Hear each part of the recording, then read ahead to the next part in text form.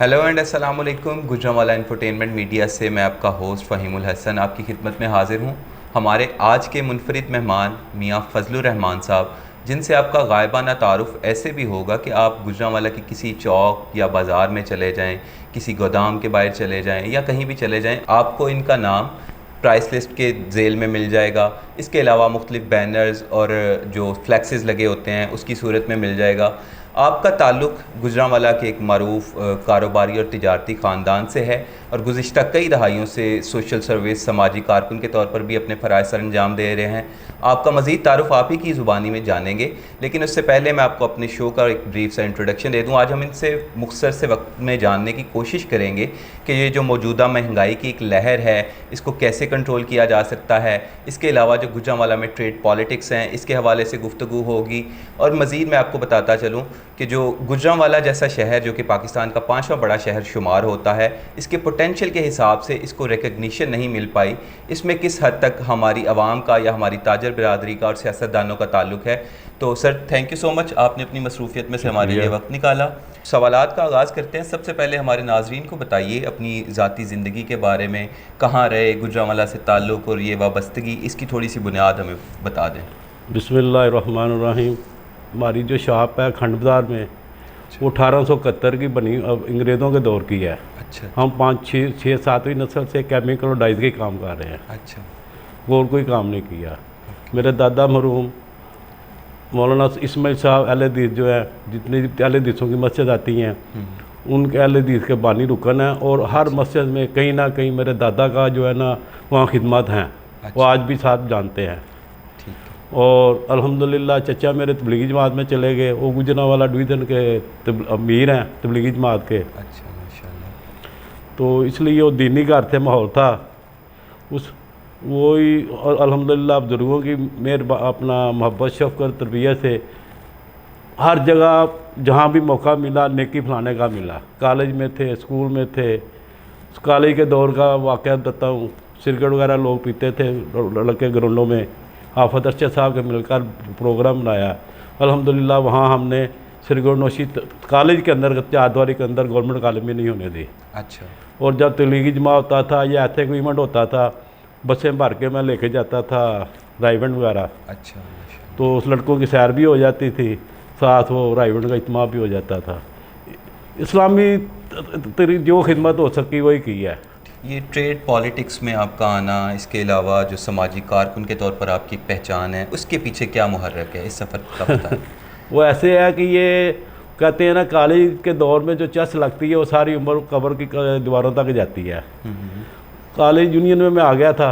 अच्छा। जमीयत तुलबा इस्लाम का मैं प्रेसिडेंट रहा हूँ उधर। जनरल सेक्रेटरी भी गवर्नमेंट कॉलेज में रहा हूँ, प्रेसिडेंट भी रहा हूँ। जब 1984 में ज़ियाउल हक ने यूनियन बैन की थी, तो पंजाब में वह स्टूडेंट था जिसको बैन किया गया था, ब्लैक लिस्ट। अच्छा। मैंने एहतजाज किया, तो उसको तो मेरे ख्याल में वाहद स्टूडेंट था पूरे पंजाब में जो यूनियन के अपना मैथ में स्ट्राइक करते हुए ब्लैक लिस्ट हुआ था। अच्छा। तो उसी वो चल रहा है आगे। जब दफ्तर में आए अपने, तो ज़ाहिर है वो पुरानी जो खिदमात का मौका था फिर बाज़ार वालों ने लेनी शुरू कर दी। अच्छा। अल्हम्दुलिल्लाह मैं तकरीबन अभी 10वीं दफ़ा बला मुकाबला प्रेसिडेंट हुआ हूँ बैंक स्क्वायर मार्केट बोर्ड का, और तीसरी या चौथी दफ़ा हुआ हूँ ये मरकज़ी चेयरमैन मरकज़ी तंजीम ताजरान का। जी बिल्कुल ऐसे। तो शहरियों के वो अपने जो कारोबारी लोग हैं उनके फ़ायदे के लिए पुराने स्टेशन के सामने ये वाटर फिल्टर प्लांट लगवाया, वाशरूम बनवाए। और तकरीबन जितने आपको बाज़ार बने नज़र आ रहे हैं, ताल बाज़ार है, बैंक स्क्वायर है, सराफा बाज़ार है, रेल बाज़ार है, सर्कल रोड है, और इसके इर्द गिर्द की जितनी गलियाँ हैं, चश्मा चौक, ये अल्हम्दुलिल्लाह दूसरे साथियों के साथ मेरी भी काफ़ी सारी जो है ना कोशिश थी, वो बने हैं। बिल्कुल ठीक है। अच्छा सर, आगे बढ़ते हैं। जो मौजूदा हालात में महंगाई की एक लहर जिसका आवाम को सामना करना पड़ रहा है, उसके पीछे क्या वजूहात नज़र आती हैं आपको? ये देखें जी, जितने भी बाशऊर लोग हैं जो नेट का इस्तेमाल जानते हैं, मैं नहीं कहता अनपढ़, अब नेट का इस्तेमाल मैट्रिक अंडर मैट्रिक वाले भी कर रहे हैं। बुजुर्ग जो भी कर रहे हैं आपको। जो नेट को समझते हैं ना, वो सब समझते हैं दिल से, चाहे वो किसी जमात के भी हैं। कि ये जो मौजूदा महंगाई की लहर है, पहले एग्रीमेंट जो किए हुए थे पहली गवर्नमेंट ने, उसकी वजह से है। अच्छा। ये तो उसको संभाला दे रहे हैं। अच्छा। जैसे डॉक्टर वेंटिलेटर पे मरीज़ पड़ा और डॉक्टर कोशिश करता है, जब ये पाकिस्तान की गवर्नमेंट मिली है ये वेंटिलेटर पे थी। अच्छा। ये तो हमारे जो मौजूदा टीम है ये कोशिश कर रही है कि वेंटिलेटर से इसे उतारा जाए, और इंशाल्लाह अपने तजर्बे और अपनी दवाई की वजह से ये इंशाल्लाह इसको बिल्कुल मुकम्मल जो है ना ठीक कर लेंगे। अच्छा सर, गुजरांवाला के तनाजुर में अगर बात की जाए तो जो एक होल सेलर प्राइस लिस्ट होती है या प्राइस रेट्स होते हैं, वो एक रिटेलर तक आने तक उसमें जो है वो 100% तक बाज़ औक़ात इजाफा देखने में आता है। चूँकि आप मरकज़ी अंजुमन ताजरा के सदर भी हैं, तो इसके सद्देबाब के लिए आप क्या इक़दाम करते रहें? मैं प्राइस कंट्रोल कमेटी का मेंबर भी हूँ जी। सारी मीटिंगों में बैठता हूँ। पहले तो आज से 6 माह अपना सुहेल अशरफ के दौर तक बाकायदा मीटिंग होती थी। जितने भी DC आए हैं तकरीबन मैं 96 से चला रहा हूँ प्राइस कंट्रोल कमेटी में। अच्छा। तो बाकायदा बहस होती थी, हम कहते थे नहीं मार्केट ये रेट ये है, आप ज़्यादा लगा रहे हैं। अच्छा। वो कोशिश करते थे कहीं ना कहीं जो है ना रेट कम हो जाए, इंतज़ामिया हमारी बात मानती थी। अच्छा। जब सुहेल अशरफ साहब के दौर में आए ना, तो उन्होंने जब देखा अब ये तो तू तरार करते हैं, हमारे साथ फाइट करते हैं, 1-2 मीटिंगों उन्होंने अटेंड की। उसके बाद उन्होंने एक नया रूल निकाला। वो अब जब रेट चेंज करने होते हैं ना, मीटिंग नहीं बुलाते, नोटिफिकेशन दे देते हैं। सुहेल अशरफ से लेके अभी तक 1.5-2 साल से जो है ना नोटिफिकेशन चल रहा है, उसमें हमारा मशवरा मुशावरत कोई चीज़ नहीं है। तो इस हवाले से कभी कोई एहतजाज की नौबत आई, आपने अपना कोई किरदार अदा करने की कोशिश की? वो फिर ऐसे हुआ कि PTI के, क्योंकि हम एहतजाज करते थे, मुसलसल बहस करते थे, अच्छा। तो उन्होंने मुझे प्राइस कंट्रोल कमेटी से फ़ारग कर दिया। अच्छा। कि ये तो बाहर का शोर करता है, जब दफ्तर आते हैं ये करता है, वो हो गया। अच्छा। चीनी का मसला उठा लिया फलां। उन्होंने मुझे फिर जो है ना प्राइस कंट्रोल कमेटी से आउट कर दिया।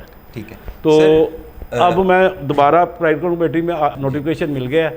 तो आज मेरी कोई नून लीग थे या पंजाब के कुछ साथियों से, तौफीक भट्ट साहब से मुसलसल फ़ोन पर रब्ता रहा है। अच्छा। उन्होंने कहा यार आप 22 साल से अपना प्राइस कंट्रोल कमेटी में काम कर रहे हो, हमें मशवरा दो क्या करना चाहिए हमें। अच्छा। उन्हें वो जो उनको मशवरा दिया वो मैं यहाँ रिपीट कर देता हूँ। जी ज़रूर। मैंने उन्हें कहा दूध का मसला है, वो कहते हैं 160-170 तक चला गया है। बिल्कुल। तो मैंने कहा ये जो बात 10-20 भैंसें लोगों रखी हुई हैं इनका कसूर नहीं है। अच्छा।